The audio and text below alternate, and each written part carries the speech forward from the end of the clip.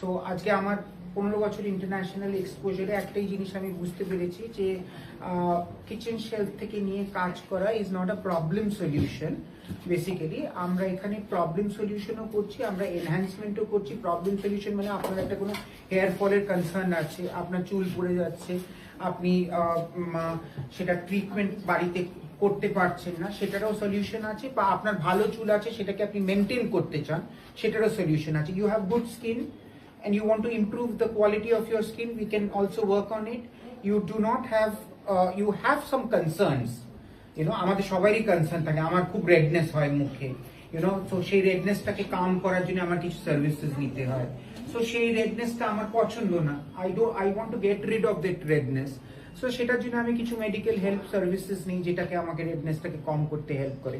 So লুমেরা দুটো ভাবেই আপনাকে কাজ করছে, আপনার বিউটিটাকে প্রিজার্ভ করতেও কাজ করছে, আপনাকে এনহ্যান্স করতেও কাজ করছে। Plus anti ageing is a very big market. আমরা ন্যাচারাল ওয়েতে অ্যান্টি এজিং ট্রিটমেন্টস এখানে we are promoting anti-aging treatment in a very natural way. So that is also something which where we come into the picture.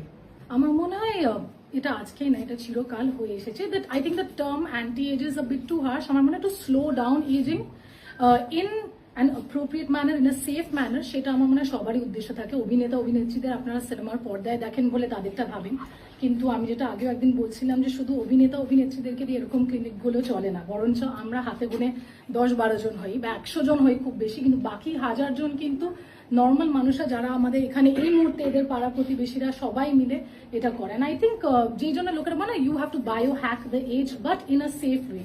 সেই জন্য যে কথাগুলো আমরা বলছিলাম যে in a scientific way, state of the art technology যেগুলো FDA approved, সেইগুলো দিয়ে এটা পুরো করা। এবং who doesn't like to feel youthful? I think again age is something which is in the head, just a number.